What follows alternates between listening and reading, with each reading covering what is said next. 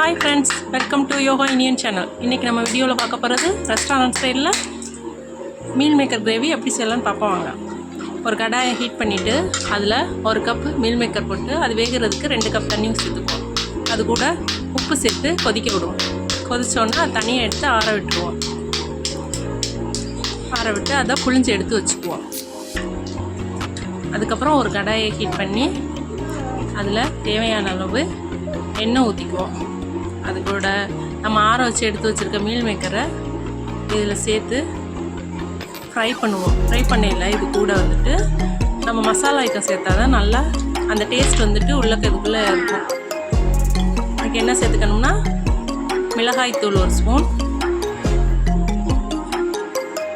அது கூட உப்பு, சிக்கன் 65 பவுடர் இதை சேர்த்துக்கிட்டு நல்லா மிக்ஸ் பண்ணி விடுங்க. மிக்ஸ் பண்ணி இது நல்லா ஃப்ரை ஆகுற வரைக்கும் ஃப்ரை பண்ணுங்கள்.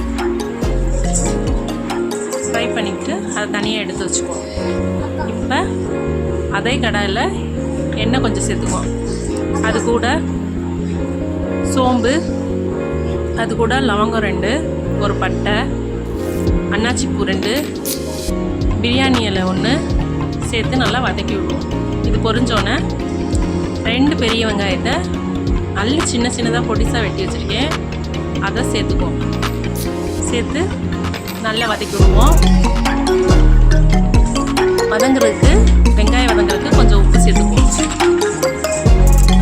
உப்பு சேர்த்து நல்லா கிளறி விட்டுக்குவோம். வெங்காயம் ப்ரௌன் கலரில் வந்த பிறகு அது கூட மீடியம் சைஸ் 3 தக்காளி அரைச்சி வச்சுருந்தேன், அதையும் சேர்த்துக்குவோம். சேர்த்து நல்லா எண்ணெய் பிரிகிற அளவுக்கு நல்லா வதக்கி விடுவோம்.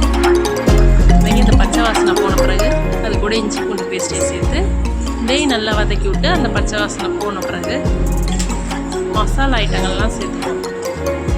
என்னென்ன மசாலான்னா இது கூட சேர்த்துக்கிறோம்னா நல்லா பிரிஞ்சு வந்துச்சு, எண்ணெய் பிரிஞ்சு வரணும்.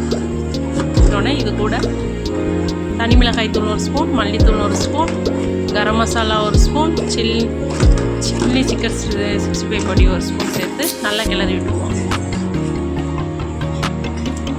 இதை கிளறி விட்டுட்டு எண்ணெய் பிரிகிற அளவுக்கு கொஞ்சம் நேரம் அப்படியே சிம்மில் வச்சுருக்கோம்.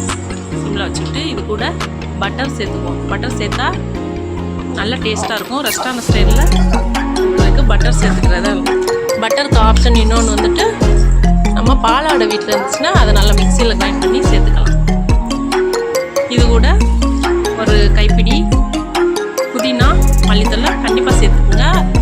இது சேர்த்திங்கன்னா தான் அந்த ஃப்ளேவர் நல்லாயிருக்கும். இது கூட 1/2 கப்பு தயிர் சேர்த்துக்குங்க.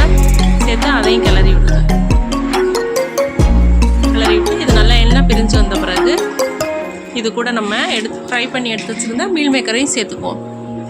சேர்த்து இதை நல்லா ஒரு கிளறி விட்டு நல்லா கிளறிக்குங்க.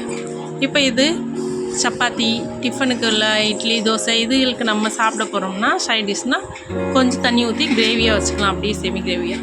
இதே ஒயிட் ரைஸுக்குன்னா கூட கொஞ்சம் தண்ணி ஊற்றிக்குங்க. உங்களுக்கு தேவையானதுக்கேற்ப செஞ்சுக்குங்க. தண்ணி ஊற்றி நல்லா கிளறிக்குங்க.